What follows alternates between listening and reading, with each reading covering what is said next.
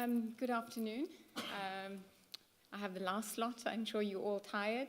I will try and go through my points quite quickly. My presentation is titled Saving for a Rainy Day, a proposed South African natural resource fund. So generally, if we look at resource-rich economies, there's a couple of problems that they all seem to have. As much as you can have this huge endowment and you think that you're rich, from an economics perspective, it may not translate to the same sort of treasure chest that you imagined. So natural resource revenues have not always led to economic development. And why is this? And that's because your resource revenues are finite. They can be volatile, and they can lead to loss of economic competitiveness. If you include inefficient spending, and that in turn leads to volatility in demand, inflation, and exchange and interest rates, and the infamous Dutch disease. So in South Africa, there's not been too much of research that has been done in terms of the resource curse and Dutch disease. And I think somewhat, the reason being, if you look at it, it's got an upper middle income status. It's also got a developed financial market, and so for that reason, probably it's actually escaped the sort of resource curse mentality. But South Africa has the highest inequality rate in the world, the highest Gini coefficient. And so you come out from post-World War, there was rapid economic growth, and it was therefore named, or it earned the term the Japan of Africa. But that didn't go on for very long, because in the 70s and 80s, there's been evidence of currency appreciation and Dutch disease. And currently, the mining sector is somewhat struggling. So in this paper, I look at the benefit of South Africa adopting a natural resource fund. And I look at sovereign wealth funds. So those would be countries that have, generally those that have resources and those that don't have resources, that have created a sovereign wealth fund, from developing and developed countries to some extent, to just have an understanding of how you would operationalize it.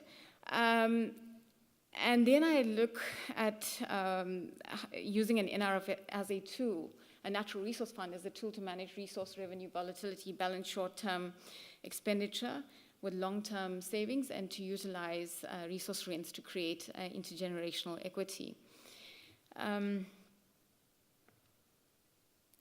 And the first question is that why save? And why would you want to create a fund and ensure that there's revenues for the future? So for the first aspect of it is that you'd want to restrain the appreciation of your currency. You'd want to ensure that once your resources are exhausted, you've got another source of income.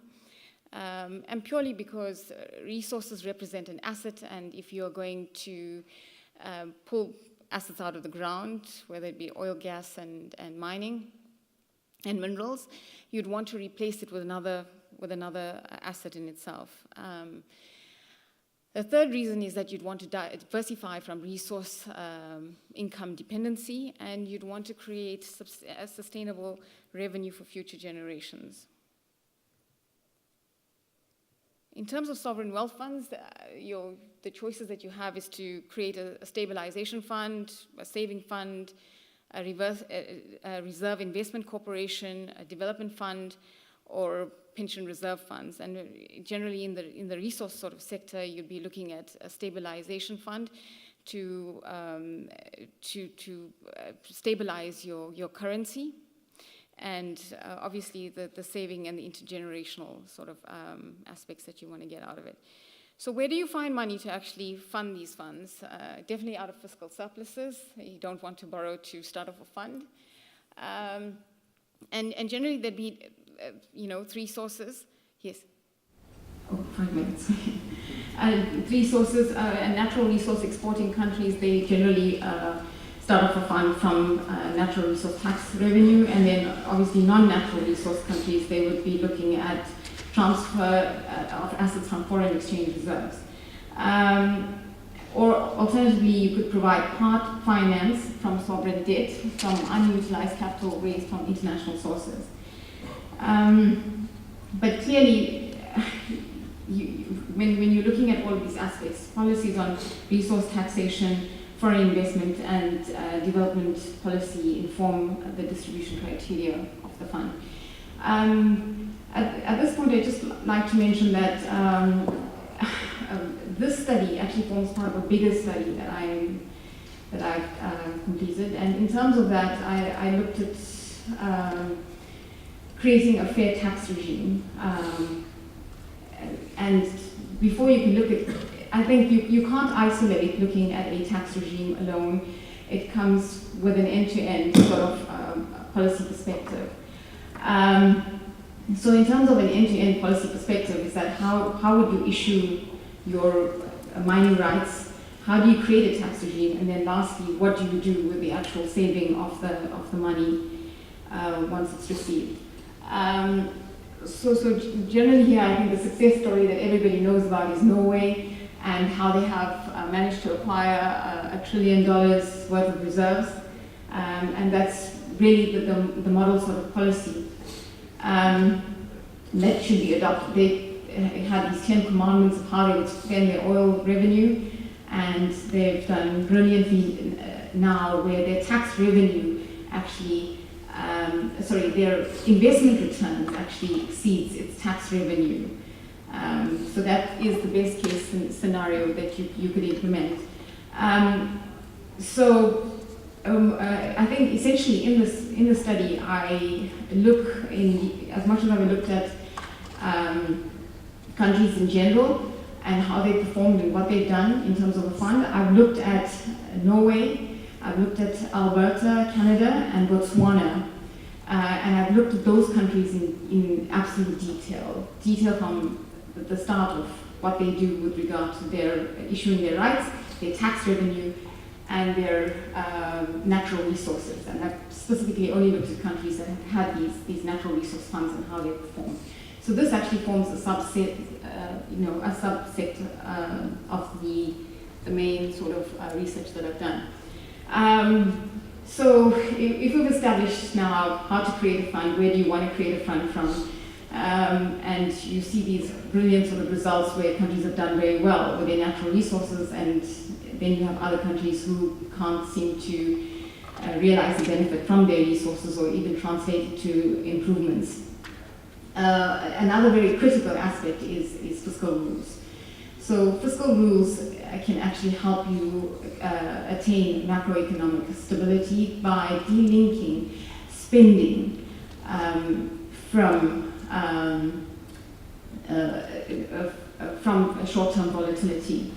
And then in particular, when you look at even fiscal rules, you see that, as we've been speaking about earlier on, that there's no one-size-fits all.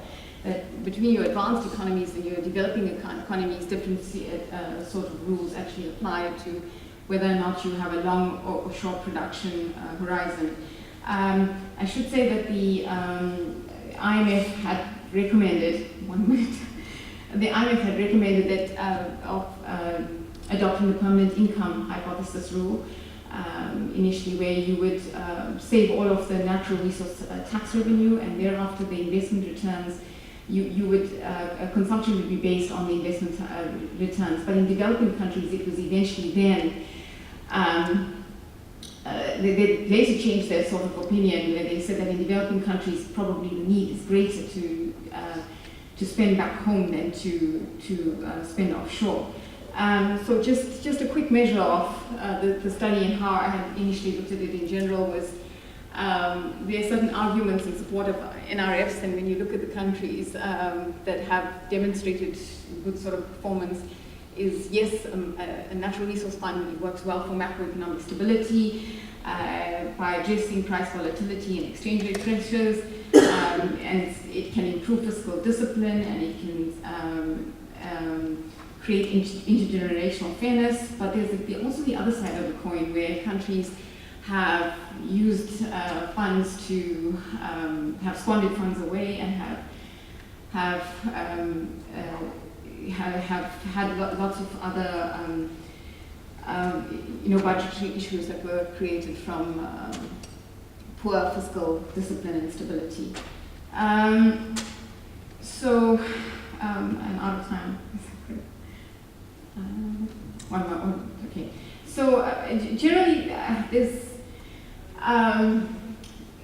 from the perspective that funds are prone to corruption and there's been lots of examples of that. There's really negative views of it, and then as well there's been critique that it may not have its income smoothing abilities that it has purported to have, and that the rationality of creating a rainy day fund, why do that when there's need for spending money today in order to diversify and to wait for the future. In African countries, there's been a large-scale failure of natural resource funds, except for Botswana somewhat. But it is possible, and it's possible if you limit discretionary decisions, segregate authority, and you ensure transparency in the fund management. Okay, so coming back to the original study, and if I had to just summarize it, as I said, I've looked at everything from their sort of investment strategies that they've adopted from the starting point of having started off their fund to how they've invested it and what they've done. Botswana in itself, despite not having any sort of fiscal rules as such, they had they've still managed to adopt a good level of savings, but they've utilized a sustainable budget index, and that's what they've utilized, and it's worked quite well for them. Alberta was starting it off in 1976 with about $1.5 billion, and at the point that it was started off, it worked quite well, but then they went through 25 years of not saving. So the point is that you can have a fund, but if you don't exercise good fiscal measures, it's a waste of time. Up until 2013, when they then decided that it's been long enough, and they decided to actually implement fiscal rules, which it's listed here. Norway, the perfect example. They actually invest. They have a fiscal rule that limits withdrawals from the fund to 3%, and you've seen it earlier. $1 trillion. Please wrap up now. Okay, no problem. South Africa, no fund. All the money is deposited in the revenue fund. And in terms of a case for a sovereign wealth fund, I think I will just skip to the last slide. There's definitely a case for a sovereign wealth fund. I think, maybe I'll just cover this one, but there was a study that advocated the creation of a sovereign wealth fund, a study by Goodison, because he felt that it would alleviate South African Reserve Bank losses from increased returns on invested assets.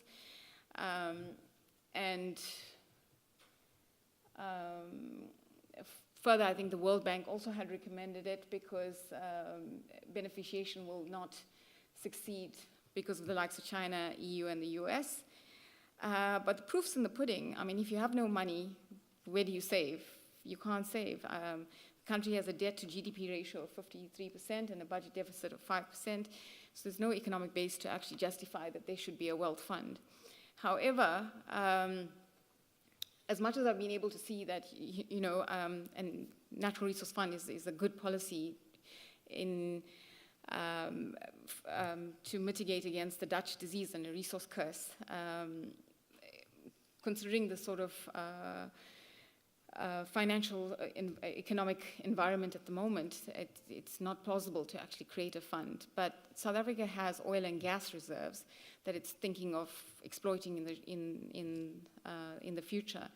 And so this study actually proposes that,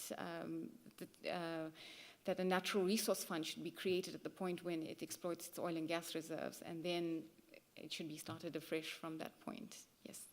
Thank you. Sorry for taking up your time.